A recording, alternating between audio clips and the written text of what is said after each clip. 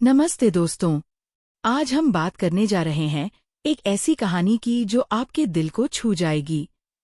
जी हाँ, बात हो रही है लोकप्रिय सीरियल रिमझिम की, जहां एक नया मोड़ आने वाला है और इस मोड़ ने दर्शकों के बीच जबरदस्त उत्सुकता पैदा कर दी है। सीरियल के आने वाले प्रोमो में एक ऐसा सीन दिखाया गया है जिसने हर किसी को सोचने पर मजबूर कर दिया है। आखिर समीर का नाम सुनते ही गुरुमाँ इतनी गुस्से में क्यों आ गईं? आइए इस पूरी कहानी को विस्तार से समझते हैं। सबसे पहले बात करते हैं समीर की। समीर, जो अब तक अपनी जिंदगी में उलझा हुआ था, आखिरकार उसने एक बड़ा फैसला ले लिया है।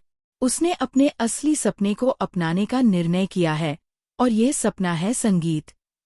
लंबे समय से समीर अपने अंदर की इस चाहत को दबाए हुए था, लेकिन अब वह वक्त आ गया है जब वह इसे खुलकर अपना पाएगा। समीर ने अपने हाथों में गिटार उठाई है और ये सिर्फ एक वाद्य यंत्र नहीं, बल्कि उसके लिए एक नई शुरुआत का प्रतीक है। उसने ठान लिया है कि अब वह संगीत के माध्यम से ही अपनी जिंदगी में आगे बढ़ेगा। लेकिन यह फैसला सिर्फ समीर के अपने लिए नहीं है। इसमें एक और अहम वजह छुपी हुई है और वह है रिमझिम।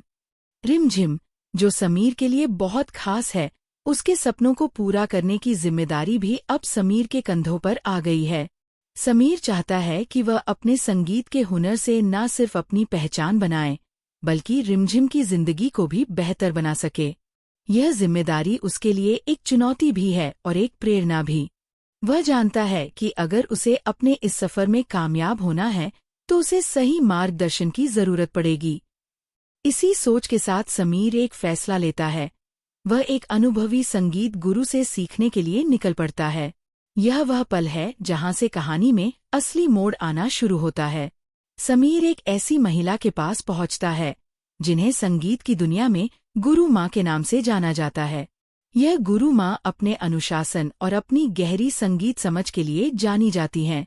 समीर, जो पहले से ही थोड़ा घबराया हुआ है, फिर भी हिम्मत जुटाकर उनके सामने अपनी कला पेश करने का फैसला करता है। वह जानता है कि ये एक बड़ा अवसर है और उसे इसे गंवाना नहीं है। समीर गुरु माँ के सामने अपना संगीत प्रस्तुत करता है। वह पूरी लगन और भावना के साथ गिटार बजाता है। उसकी उंगलियां तार पर इस तरह चलती हैं मानो वह अपनी पूरी आत्मा उस संगीत में उड़ेल रहा हो। हर धुन में उसकी मेहनत, उसका जुनून और उसकी सच्ची भावनाएं झलकती हैं।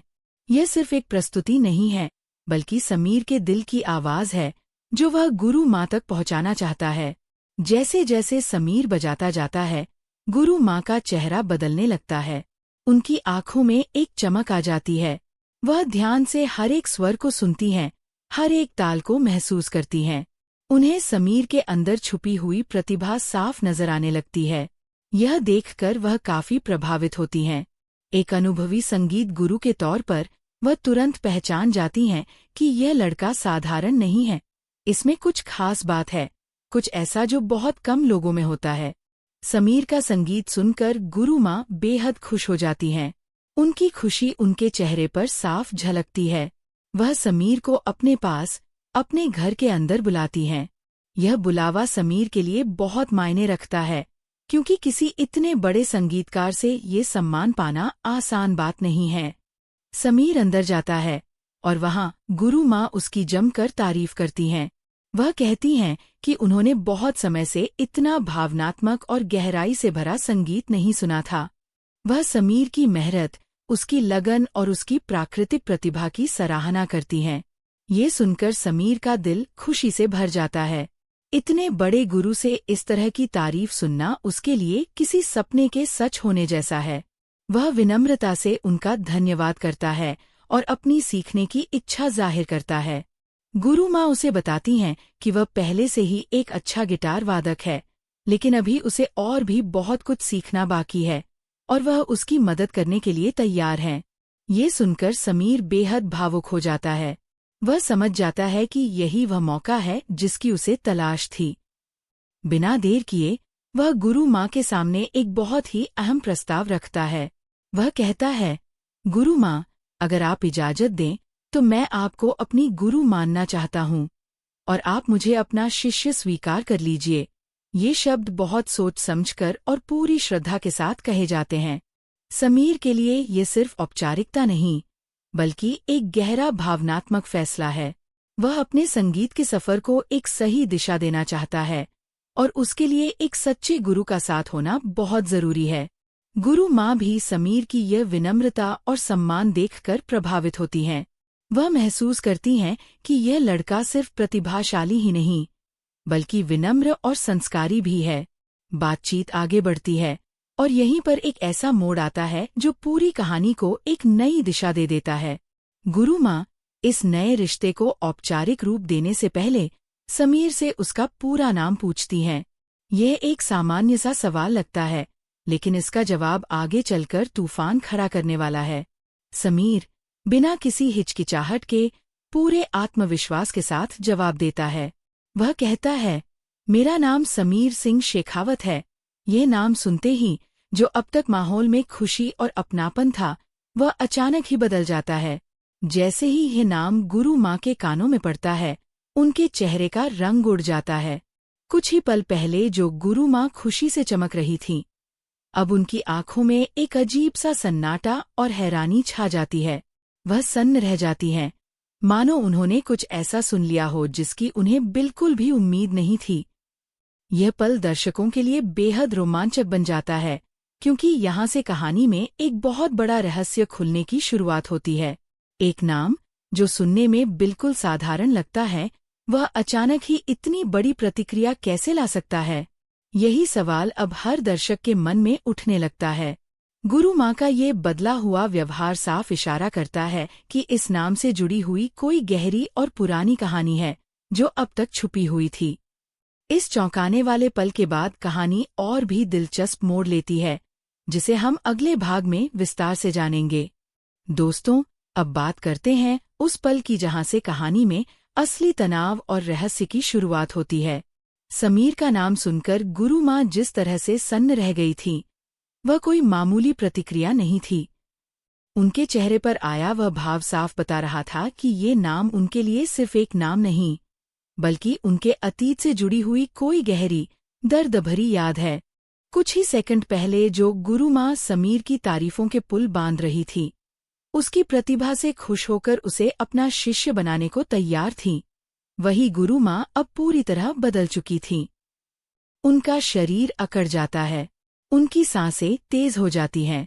वह कुछ पल के लिए खामोश रहती हैं, मानो अपने अंदर उठ रहे तूफान को संभालने की कोशिश कर रही हों। समीर, जो अभी तक इस अचानक बदलाव को समझ नहीं पाता, हैरानी से गुरु माँ की तरफ देखता है। उसे कुछ समझ नहीं आता कि उसने ऐसा क्या कह दिया जिससे माहौल इतनी जल्दी बदल गया। वह सोचता है कि शायद उसने कुछ गलत बोल दिया है, या शायद उसका उच्चारण सही नहीं था। लेकिन असल वजह इससे कहीं ज्यादा गहरी है। गुरु माँ की आंखों में अब गुस्सा साफ झलकने लगता है। यह गुस्सा अचानक नहीं आया, बल्कि ये वर्षों पुरानी किसी टी से निकल रहा है। वह समीर की तरफ एक अलग ही नज़र से देखती हैं, जैसे वह समीर में नहीं, बल्कि किसी और को देख रही हों। उनकी आवाज में अब वह मिठास नहीं रहती जो कुछ देर पहले थी। उनका लहजा सख्त हो जाता है, और वह समीर से दो टूक कहती हैं कि उसे यहाँ से चले जाना चाहिए। ये सुनकर समीर पूरी तरह से चौंक जाता है। वह समझ नहीं पाता कि आखिर हुआ क्या है। अभी कुछ ही देर पहले तो गुरु माँ उसे अपना शिष्य बनाने के लिए तैयार थी, उसकी प्रतिभा की तारीफ कर रही थी, और अब अचानक वह उसे अपने घर से निकल जाने के लिए कह रही हैं। समीर, जो स्वभाव से विनम्र और सम्मान करने वाला लड़का है, हिम्मत करके गुरु माँ से पूछने की कोशिश करता है कि आखिर उसकी कौन सी बात से उन्हें ठेस पहुंची है। वह माफी मांगने के लिए भी तैयार हो जाता है, भले ही उसे नहीं पता कि उसकी गलती क्या है। लेकिन गुरु माँ कुछ भी सुनने को तैयार नहीं होती। वह समीर की बात को अनसुना कर देती हैं।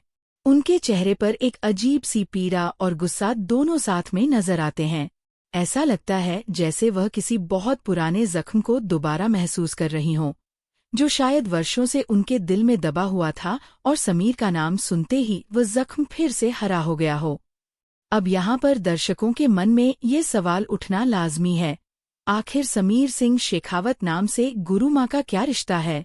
क्या ये सिर्फ इत्तेफाक है कि यह नाम किसी ऐसे व्यक्ति से मिलता है जिसने कभी गुरु माँ को गहरा दुख दिया हो, या फिर इसमें कोई और बड़ा राज छुपा है जिसका सीधा संबंध समीर के परिवार से है? यहाँ पर कहानी एक बहुत ही दिलचस्प दिशा में जा सकती है। हो सकता है कि गुरु माँ का अतीत में समीर के परिवार से किसी न किसी रूप में नाता रहा हो। शायद समीर के पिता या दादा से जुड़ी कोई पुरानी घटना हो जिसने गुरु माँ की जिंदगी को बुरी तरह प्रभावित किया हो।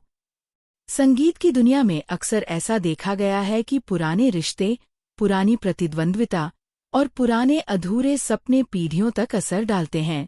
हो सकता है कि गुरु माँ ने कभी समीर के परिवार के किसी सदस्य के साथ संगीत सीखा हो और वहाँ कुछ ऐसा हुआ हो जिसने उनके दिल को गहरी चोट पहुँचाई हो।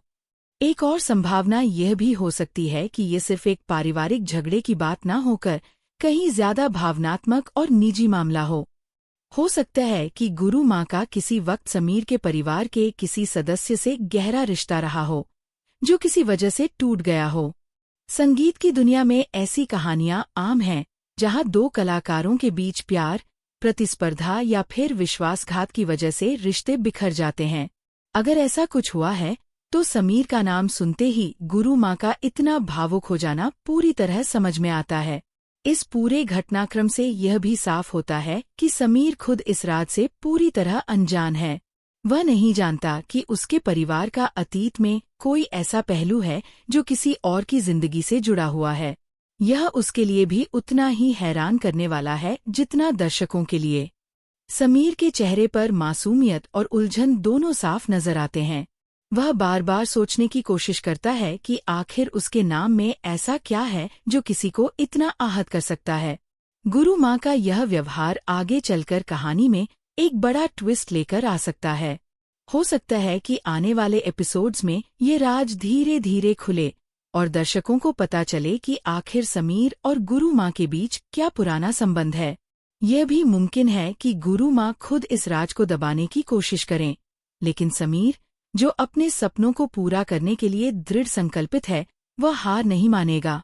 वह जरूर यह जानने की कोशिश करेगा कि आखिर उसकी वजह से गुरु माँ इतनी दुखी और गुस्से में क्यों हो गईं।